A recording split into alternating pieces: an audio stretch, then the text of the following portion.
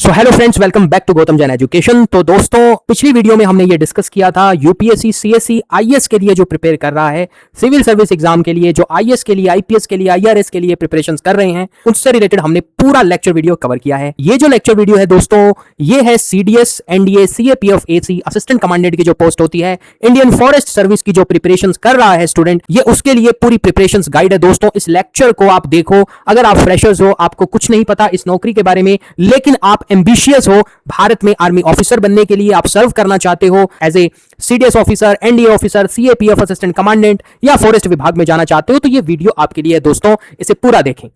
तो स्टार्ट करते हैं। देखो, यूपीएससी बहुत से एग्जाम कंडक्ट करवाती है, लेकिन जो कंपेटिटिव एग्जाम जिसे एक ग्रेजुएट बच्चा दे सकता है वो कौन से हैं? जैसे आईएएस का एग्जाम है, सीएससी, उस पे मैंने पूरा डेडिकेटेड वीडियो यहां पे बनाई है, वो आप देखो। फिर यहां पे आर्मी पर्सनल्स के लिए जो एग्जाम होते हैं, डिफेंस पर्सनल के लिए जो एग्जाम होते हैं, वो कौन से हैं दोस्तों? CDS, NDA, CAPF assistant commandant, और फॉरेस्ट विभाग में जो जाना चाहता है उसके लिए है forest service, forest administration, defence service, internal security. इसके लिए ये एग्जाम है बेसिकली।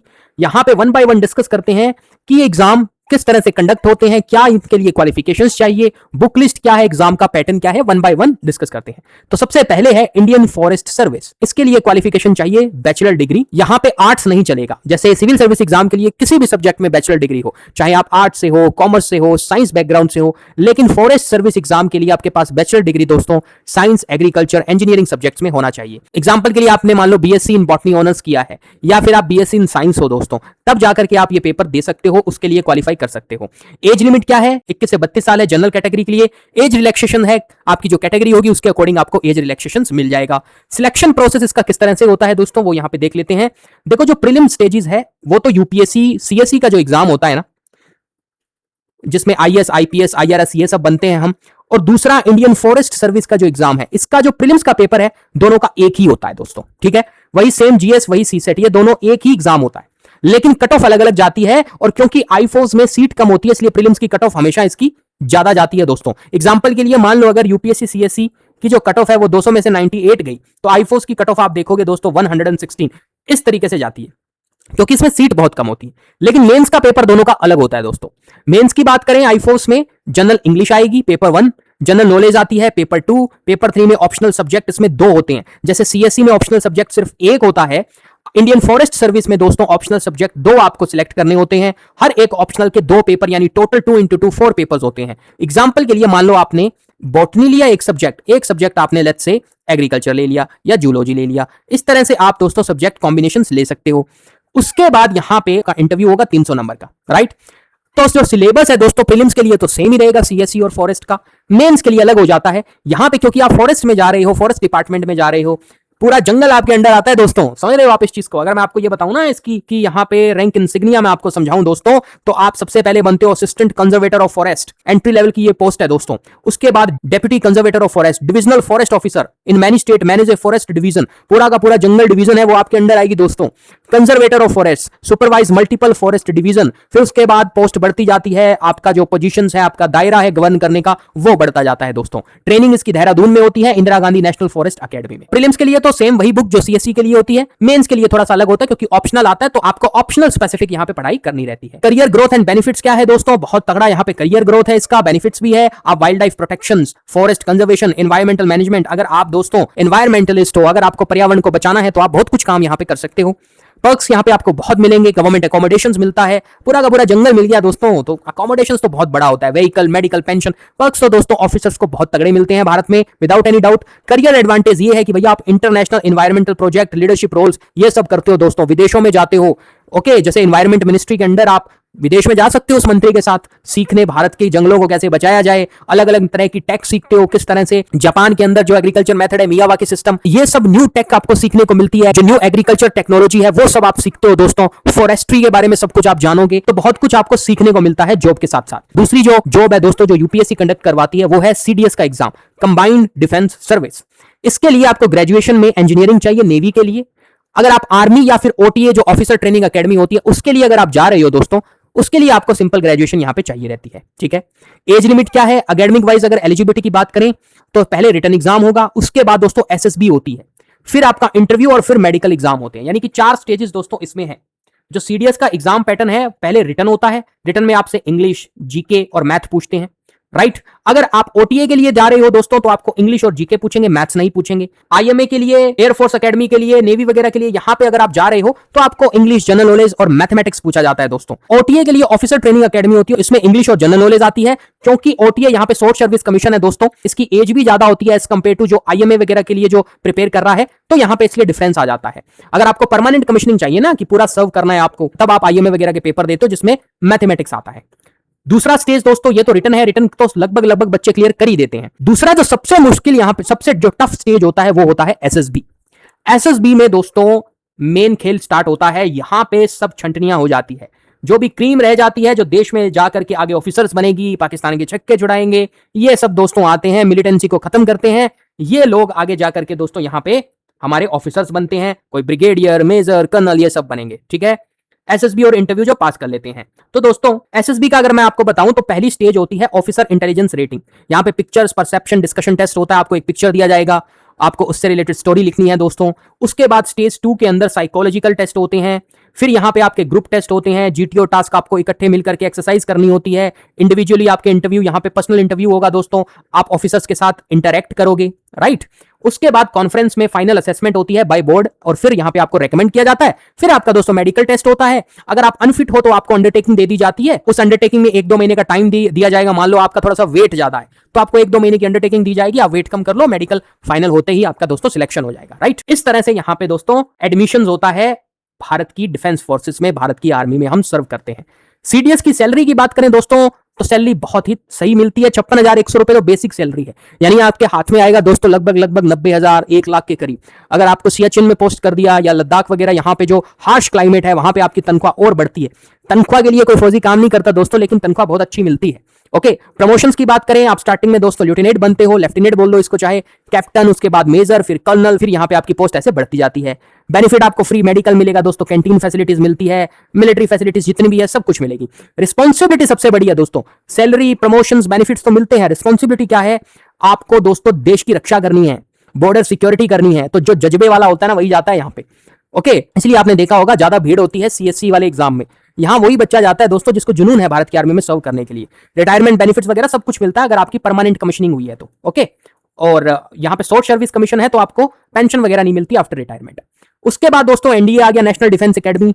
एनडीए ये तो सीडीएस और सीएपीएफ, यहां पे जो सीडीएस है दोस्तों, फिर उसके बाद इंडियन फॉरेस्ट सर्विस का एग्जाम है, सिविल सर्विस का एग्जाम है, सीएपीएफ असिस्टेंट कमांडेंट का एग्जाम है, ये तो ग्रेजुएशन बेस होता है।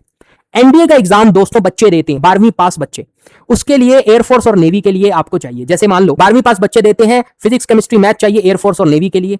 एज क्या होती है दोस्तों, 16.5 से 19.5 साल, ठीक है। कैन यू बिलीव दैट, यहां पे ये मतलब नीट की तरह है दोस्तों, जो छोटे छोटे बच्चे यहां पे एग्जाम दे रहे हैं। ओके, एनडीए का एग्जाम, इसमें भी सेम वही कहानी, रिटन एग्जाम, एसएसबी, इंटरव्यू और उसके बाद मेडिकल टेस्ट होता है। ट्रेनिंग होगी इसकी नेशनल डिफेंस एकेडमी, एनडीए कहां पे है, खड़गवासला में दोस्तों। अब एनडीए का एग्जाम पैटर्न देख लो भैया, पेपर पहला मैथ का आएगा, दूसरा आएगा जनरल एबिलिटी टेस्ट, 300 नंबर का होता है, जनरल एबिलिटी टेस्ट 600 नंबर का होता है, 2.5 घंटे का पेपर होता है दोस्तों। स्टेज 2 में एसएसबी इंटरव्यू होता है, इंटेलिजेंस एंड पर्सनैलिटी टेस्ट होता है, 900 नंबर का, 5 दिन तक चलता है, जो मैंने आपको बताया एसएसबी का भी डिटेल में।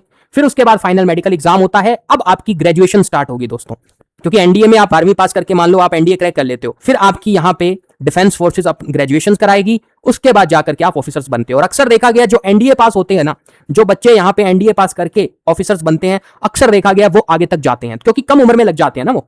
एनडीए का करियर, सैलरी, प्रमोशंस दोस्तों, कमिश्निंग के बाद लेफ्टिनेंट बनते हैं। मान लो कोई बच्चा यहाँ पे 18.5 साल की उम्र का, 18 साल की उम्र का कोई पास करता है, ठीक है, 3 साल की ग्रेजुएशन उसकी कंप्लीट हुई, 21 साल में दोस्तों वो तो लेफ्टिनेंट बन जाएगा। कैन यू बिलीव दैट, मतलब 21 साल की उम्र में बच्चा लेफ्टिनेंट बन रहा है दोस्तों। सैलरी वगैरह वही सेम रहती है दोस्तों इन सबकी, जो सीडीएस ऑफिसर्स को मिलती है, सैलरी में कोई ज्यादा फर्क होता नहीं है, सबका एक जैसा ही सैलरी रहता है, वही पर्क्स, वही फैसिलिटी, सब कुछ मिलता है, बस ये है कि एनडीए में कम उम्र में लग जाते हैं। उसके बाद आता है दोस्तों सीएपीएफ का, असिस्टेंट कमांडेंट का। इसके लिए उम्र चाहिए 20 से 25 साल तक, ये आप पेपर दे सकते हो। जो बच्चे दोस्तों सीएससी क्वालीफाई नहीं कर पा रहे, आईएएस का एग्जाम देते हैं, वो एज ए बैकअप ऑप्शन ये सीएपीएफ को रखते हैं।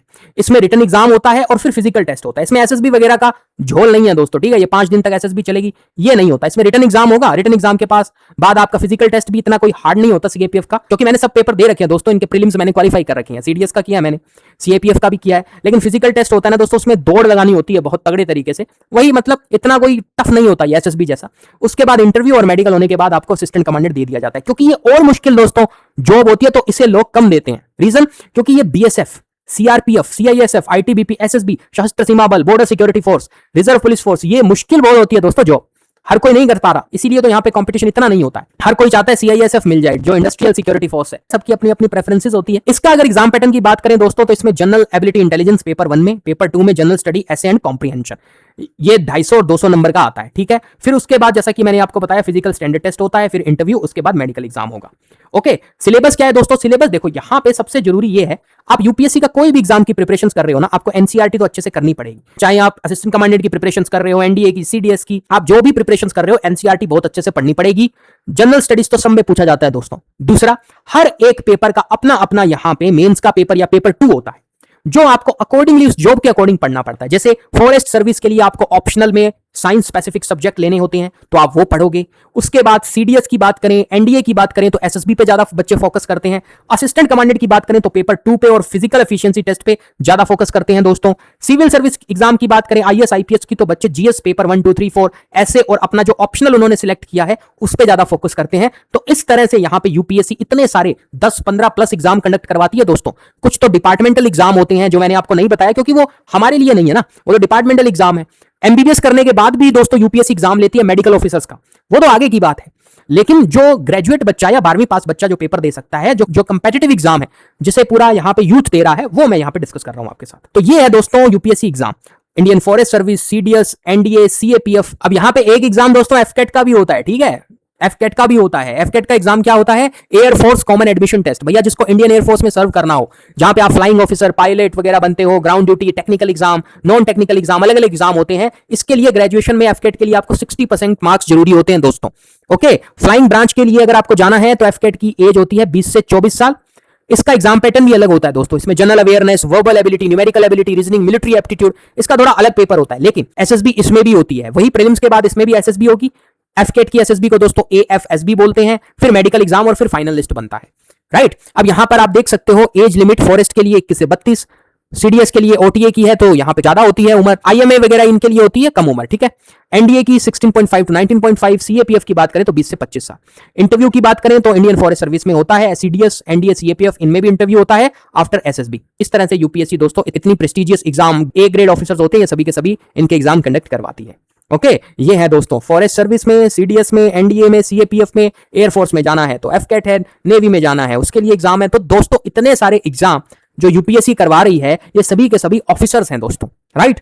अगर उससे नीचे आपको कुछ बनना है तो डायरेक्ट भर्तियां होती है, सेंटर करवाती है। अगर आपको स्टेट में कहीं जाना है तो स्टेट स्पेसिफिक कुछ एग्जाम होते हैं। लेकिन यहाँ पे जो ग्रेड ए ऑफिसर्स हैं, बड़े बड़े ऑफिसर्स, जितने भी यहाँ पे ऑफिसर्स लेवल एग्जाम है, उसका ठेका दोस्तों यूपीएससी ने ले रखा है। कॉन्स्टिट्यूशनल बॉडी है, पूरा ट्रांसपेरेंट तरीके से यहाँ पे एग्जाम होता है। दूसरी सबसे बड़ी बात, कोई यहाँ पे पेपर लीक का ऐसा कोई न्यूज नहीं आई। एक बात ध्यान रखना दोस्तों, एनडीए, सीडीएस यहाँ पे रिजर्वेशन भी नहीं होता है, राइट। तो बेस्ट बुक्स प्रिपरेशन स्ट्रेटेजी क्या है? वही एनसीईआरटी पढ़ो। बहुत से बच्चे ल्यूसेंट जीके पढ़ते हैं दोस्तों, ये काफी फेमस है। मतलब जो यूपीएससी सीएससी की प्रिपरेशन कर रहा है वो तो नहीं पढ़ता, बाकी एग्जाम के लिए ल्यूसेंट जीके मतलब इन वन गो जीके को रिवाइज करने के लिए बहुत सही चीज है ये। ओके, करंट अफेयर्स के लिए वही same, Hindu, Indian express, PIB पढ़ो, योजना वगैरह या मैगजीन पढ़ो। इंडियन फॉरेस्ट सर्विस की तैयारी कर रहे हो तो शंकर आईएएस एनवायरमेंट, और भी बहुत सारी बुक्स हैं दोस्तों जो कि मैंने यूपीएससी सीएससी की वीडियो में कवर कर रखी है। और आपको पता ही होगा पॉलिटी के लिए आप लक्ष्मीकांत पढ़ते हो, मतलब हर एक सब्जेक्ट की स्टैंडर्ड बुक्स अवेलेबल है दोस्तों ऑनलाइन। आप कोई भी एक स्टैंडर्ड बुक्स अच्छे से पढ़ो और उसी को रिवाइज करते रहो again and again, right. Mathematics के लिए आरएस अग्रवाल पाथफाइंडर, इंग्लिश के लिए SP Bakshi and objective English.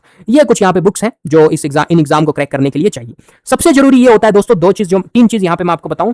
सबसे जरूरी, पहला एनसीईआरटी जो आपका बेसिक कवर करता है, दूसरा करंट अफेयर जो आपका डायनेमिक पोर्शन कवर करता है, तीसरा दोस्तों प्रीवियस ईयर क्वेश्चंस पेपर जो आपको ये गाइड करता है कि एग्जाम पूछा कैसे जाए। ये तीन तो बहुत जरूरी है किसी भी एग्जाम को क्रैक करने के लिए, राइट। तो अपना पाथ आप चुनो, आप कहां जाना चाहते हो देश को सर्व करने के लिए दोस्तों। अगर आप एनवायरमेंट कंजर्वेशन में जाना चाहते हो तो आईए फोर्स लो, सीडीएस में जाओगे तो आप दोस्तों आर्म फोर्स ज्वाइन करोगे, एनडीए बेस्ट एंट्री रूट है, क्लास 12 के बाद सीधा डिफेंस सर्विस के अंदर जाना दोस्तों। सीएपीएफ में आप दोस्तों इंटरनल सिक्योरिटी को देखते हो। फाइनल एडवाइस यही है कि भैया exam, eligibility, interest, long term career goal को अच्छे से आप चुनो, जो आपको मन करता है उसकी अच्छे से तैयारी करो और भारत को सर्व करो। So this is all about the lecture guys. I hope I have explained the topic well. For more such kind of informative videos please do subscribe to my YouTube channel. Thank you so much. जय हिंद, जय भारत।